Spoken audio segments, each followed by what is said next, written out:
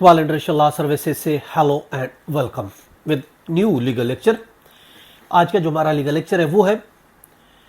बिनामी case है, suit है बिनामी का, उस पर हम क्रॉस किस तरीके से कर सकते हैं। जैसा कि बताया, हर केस के अलहदा हालात व वाक़यात और फैक्ट्स होते हैं, मगर फिर भी कुछ हम इम्पोर्टेंट आपको क्वेश्चन बता रहे हैं जो आप पूछ सकते हैं क्रॉस एग्जामिनेशन के दौरान, जरा के सवाल कर सकते हैं। दावा है अगर बिनामी ट्रांजैक्शन का, बिनामी का केस है, उसमें से जो आपसे रिलेटेड हो, इस तरह के आप क्वेश्चन कर सकते हैं during the cross examination of the witness.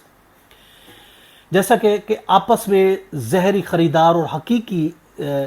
जो खरीदार है उसके दरमियान क्या रिश्ता है, यानी एक्चुअल जिसके नाम प्रॉपर्टी है या एक बिनामीदार है, जहरी और हकीकी जो खरीदार हैं उनके दरमियान क्या रिलेशन है, क्या उनकी जो जायदाद है वो खरीदने के बाद उसकी तरक्की हुई, उसका इनकम बढ़ी, क्या किस ने जो उसकी तरक्की हुई थी उसके अखराजात की अदायगी की, इसी तरीके से उसके जो इस्लाहात थी उसकी अखराजात किसने बर्दाश्त किए, जायदाद से वाबस्ता जितनी सहूलियात थी या खिदमात किसके नाम वो हो रही है, यूटिलिटी बिल्स वो किसके नाम आ रहे हैं और दूसरी सहूलियात किसके नाम है, क्या माकूल तौर पर जो पेमेंट थी वो मुकर्रर की गई थी, क्या जहरी मालिक इस कदर वसाइल का हामिल था कि वो पेमेंट कर सकता था उस प्रॉपर्टी के खरीदने की, क्या जो हकीकी मालिक के इस कदर ज़राए हैं कि वो बासानी तरीके से उसकी सेल कंसिडरेशन अदा कर सकता है, क्या हकीकी और जहरी मालिक की जानिब से पेमेंट की अदायगी के लिए कोई एक रकम उधार ली गई थी या नकद दी गई थी, क्या हकीकी मालिक को जायदाद जहरी मालिक के नाम मुंतकिल होने की बाबत आगाही थी, वो पेमेंट किस मीन्स से अदा की गई थी, उसका सोर्स ऑफ इनकम क्या था, हकीकी मालिक का और जहरी मालिक का सोर्स ऑफ इनकम क्या था, और वो जो पेमेंट की गई थी क्या उसकी अपनी सोर्स से आमदनी थी या किसी ने उसको दी थी, क्या हकीकी मालिक और जहरी मालिक की और भी कोई मुश्तरका प्रॉपर्टीज हैं, क्या मुश्तरका तौर पर इस जायदाद को खरीदना तय पाया गया था, क्या उसके लिए कोई एग्रीमेंट हुआ था, क्या मुश्तरका खानदान की तरफ से इसकी पेमेंट की गई थी,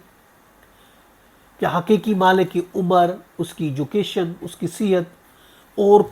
कारोबारी मामलात की देखभाल की सूझबूझ इसमें है, क्या जहरी मालिक के रवैये से साबित होता है कि हकीकी मालिक की हैसियत को तस्लीम करता रहा है, क्या हकीकी मालिक के अकाउंट से बवक्त खरीदार कोई रकम विड्रा की गई थी, क्या हकीकी मालिक की जानिब से जहरी खरीदार को रकम की अदायगी का कोई प्रूफ है, क्या जहरी मालिक ने हकीकी मालिक की हैसियत के इकरार के बाद इनकार किया। इस तरीके से क्या हकीकी मालिक की दीगर जायदाद का इंतज़ाम और उसके एडमिनिस्ट्रेशन, कारोबारी मामलात आमतौर पर जहरी मालिक के जरिए तय होती थी या सिर्फ इसी प्रॉपर्टी की बाबत हुई थी। खरीद करदा जायदाद पर खरीदारी से अब तक कौन कब्जे में रहा है और कौन उसका इस्तिफादा हासिल कर रहा है, उससे मफाद ले रहा है, क्या जरिया बराए अदा करदा कीमत क्या था, हकीकी मालिक कौन सा काम करता है, उसकी क्या इनकम है,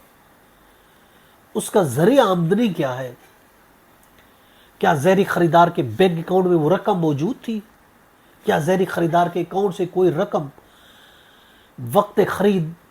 जो जायदाद की खरीदारी के वक्त निकलवाई गई थी, विड्रा की गई थी। इस तरीके से आप ये भी पूछ सकते हैं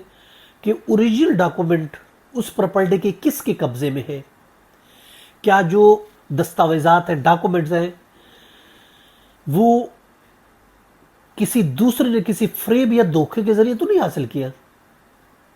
کیا حقیقی مالک کی جانب سے جائیداد خریدتے وقت رقم کی پیمنٹ ڈائریکٹ کی گئی تھی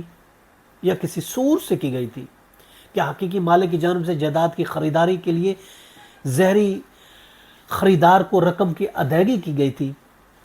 کیا حقیقی مالک ظاہری مالک کے مابین خرید کردہ جائیداد کی بابت کوئی ایگریمنٹ ہوا، کوئی مفاہمت ہوئی۔ تو اس طریقے سے اور بہت سے آپ کویسچنز بینامی ٹرانزیکشن کے ریلیٹڈ پوچھ سکتے ہیں، جو بیسکلی پوزیشن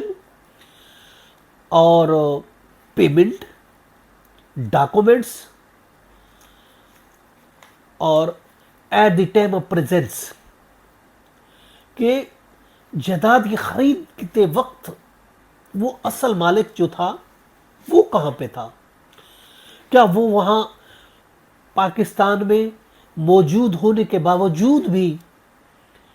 وہ خود اس نے وہ اپنے نام نہیں کرائی، یا وہ باہر تھا، یہ ایک امپورٹنٹ چیز ہوگی۔ اس کے علاوہ سورس آف انکم امپورٹنٹ چیز ہوگی، کس کے پاس کتنا سورس تھا اس پراپرٹی کو خریدنے کا، انکم کا، اور اسی طریقے سے اس کا مفاد اب تک کون حاصل کر رہا ہے، ڈاکومنٹ اس کے پاس کیا ہے۔ تو یہ اس سے ریلیٹڈ بہت سے آپ کراس کویسچنز کر سکتے ہیں بینامی ٹرانزیکشن کے حوالے سے۔